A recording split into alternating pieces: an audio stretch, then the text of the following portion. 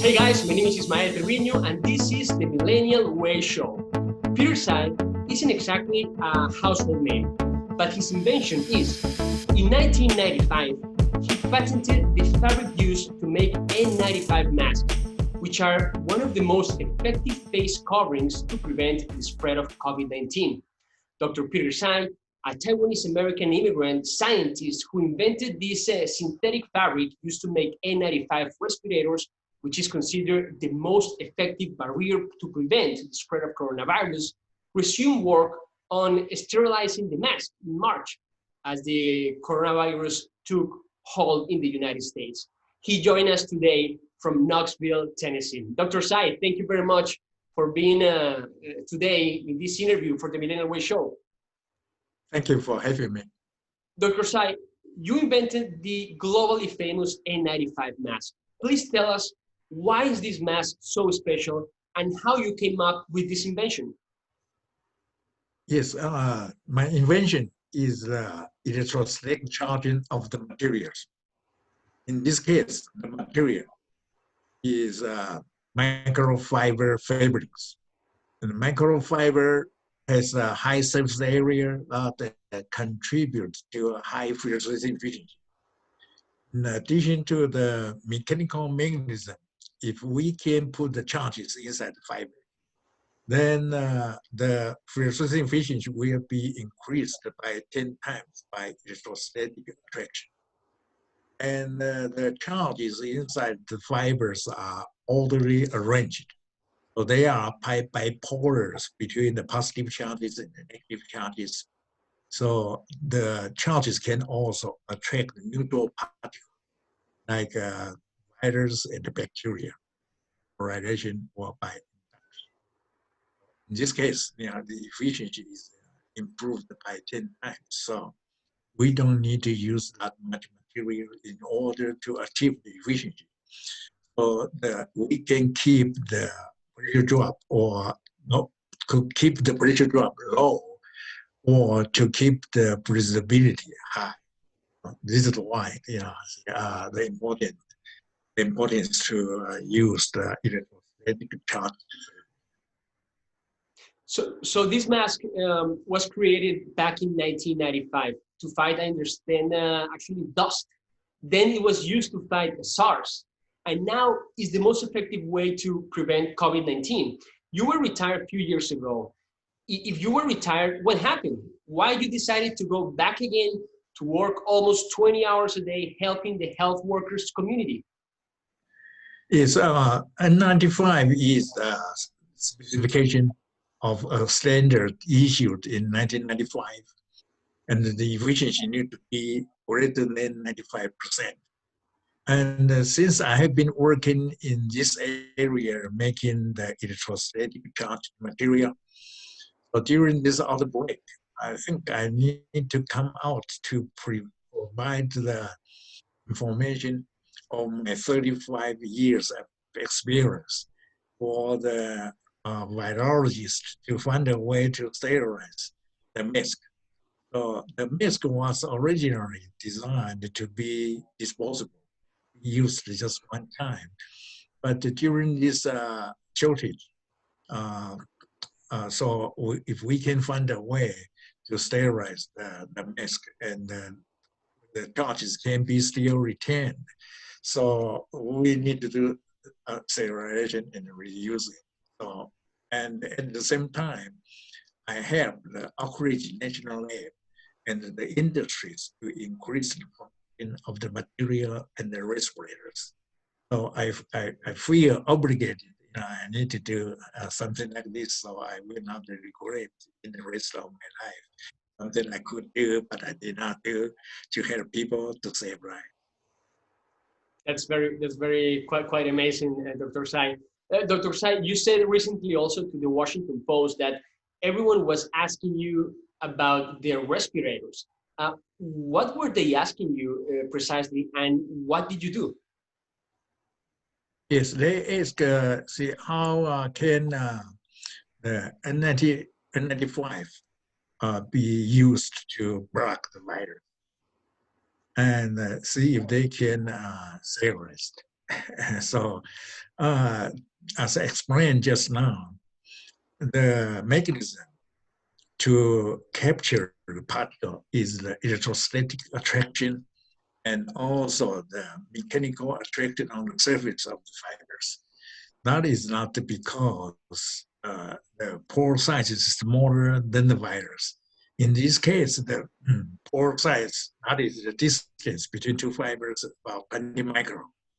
So we can have a good breathability because this is porous material. But the size of the coronavirus is about 0.1 micron. That is much smaller than the pore size.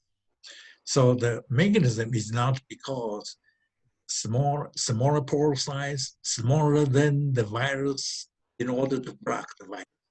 The mechanism is an attraction by mechanical mechanism and the electrostatic mechanism. Another of the big questions is because I understand that there was this situation that maybe there was a shortage of these masks. How to scale up the production of these masks in the wake of a mask shortage? Yes, I have the Oak Ridge National Lab to convert their pilot line in making carbon fiber precursor into making microfibers. And I installed my pilot charging equipment there to charge the fabric on the line. So after that, we work together to help the industries convert their production line, making other products into making microfibers. So that is a way to increase the production. And also, I have several customers in the US and also worldwide. They license my technology to make the electrostatic charged microfibers, and they increase their production. And many new companies trying to install the lines and the converters to make the respirators. I provide them with the information I have from experience. In that way, we increase the production from existing lines and from new installing lines. In that same order of ideas, Dr. Tsai, how to sterilize the masks for reuse? Because I understand that you create a way, but that way is not like, it's not the best way or the best way you like it will be. It's like to put it like in an oven to a higher temperature. How it works? Yes, before the pandemic, because already European standard need to precondition the respirator at 70 degrees Celsius for 24 hours. Sterilize the charge decay, see how long your respirator can retain the charges. So the charge decay at ambient conditions is very low. So we cannot wait for 5 years or 10 years to check, see if the charges are still there. So in European standard, they use 70 degrees C for 24 hours to see the charge decay. And after that, they test, see if your respirator can meet the requirement of their specification. So we already learned that 70 degrees C for 24 hours, the charge decay is very insignificant. Like if the original efficiency is 99%, then after this heat treatment, the efficiency only dropped by about 0.5%. And from the literature, after SARS, a lot of researchers did the experiment to find out, see if there is a way to sterilize the respirator in case there is another epidemic and there is a shortage of respirators. And during that time, the data already showed that 56 degrees for 30 minutes, up to 75 degrees for 5 minutes, in sterilize SARS. And this heat can sterilize COVID-19 or not. We don't know yet, but in a short time, a lot of data showed that 70 degrees C for 20 minutes will kill the virus. And after that, NIH has a laboratory in Washington State, and they validated that 70 degrees C dry heat for 60 minutes will kill COVID-19. So heat treatment is the way to sterilize respirator. Very interesting. But we need to be careful. The heating oven, the variation of the temperature is in a large range. So in that case, we need to use the thermal controller that can keep the range in about 70 degrees to 75 degrees C. So we need a lot of oven makers in the industry. They adjusted their controller in that range, and they sent their ovens to FDA for approval. Got it, totally. Yeah. Dr. Tsai, recently also you said in a CNN podcast, I think it was with Sanjay Gupta, that you need to help the workers. You need to help the health of the workers. And you said something like they put their life at risk, and what I know that I can help. You said that. What was exactly what you were referring about how to sterilize the mask, or how you were or you're helping in this moment to this health workers community? One way is to sterilize the mask. So if there is a shortage, so they can reuse it. Another way is to increase the product. And after that, a literature showed that the natural sterilization of COVID-19, COVID-19 on the surface of the plastic can survive for 3 days. So for general use, if we can save the consumption by using the respirator again after putting it there for 3 days or 4 days, and after that, the N95 become conservatively speak that if we leave a respirator after use for 7 days, then we reuse it, then basically COVID-19 already died.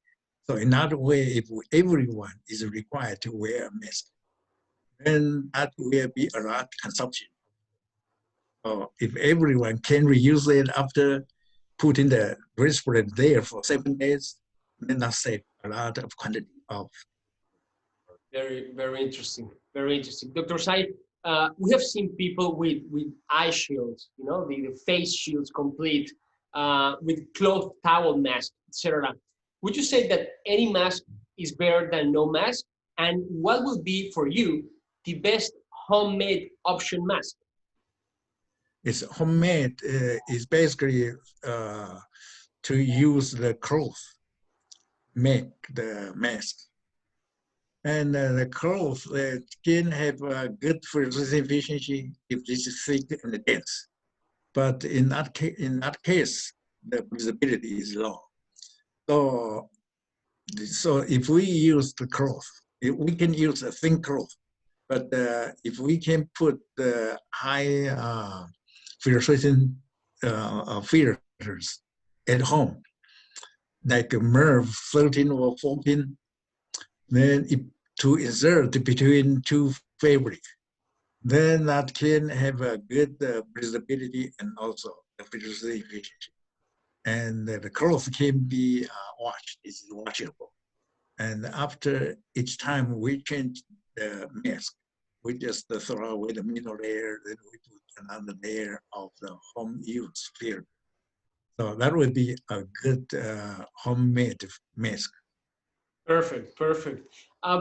what would you say to the people that irresponsibly decide not to wear a mask in public places? I think for free-form mask or for homemade mask, the efficiency may not be high, but the primary function of those kind of masks to contain the virus from exposing out from infected person. So the data already show that more than 90% or even up to 95% of the virus are contained if an infected person wears a mask. So if everyone wears a mask, then that can include the infected person, right? So then the protection, for everyone is basically about 98% something, not 100%. So other measures need to be taken, such as testing, isolation, quarantine, hand washing, and social distancing. So the combination all of these together that can be fully protection.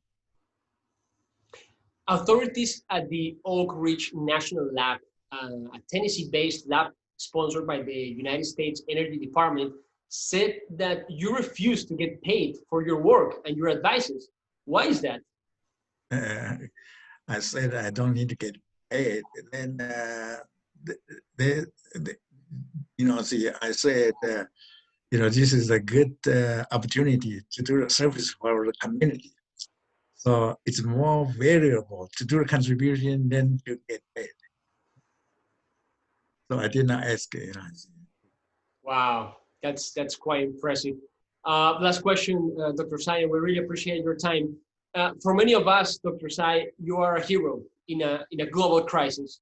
What would be your best advice to all our viewers that are watching you right now all around the world to protect themselves and stay safe during these challenging moments? Yes, I'm not a hero. I'm just doing my job. And my advice is everyone needs to wear a mask. And the mask, the material is my expertise, and I don't know others, but it's all, we are all encouraged, to do a social distancing and to avoid the crowd gathering. Now is something else among beyond the mask. So what I know is the mask. So we need to wear a mask to protect you and also to respect others or protect others. Dr. Peter Tsai, inventor of the N95 mask, thank you very much for being today on the Millennial Way Show. Thank you for having me. Have a good one in Knoxville, Tennessee. Thank you.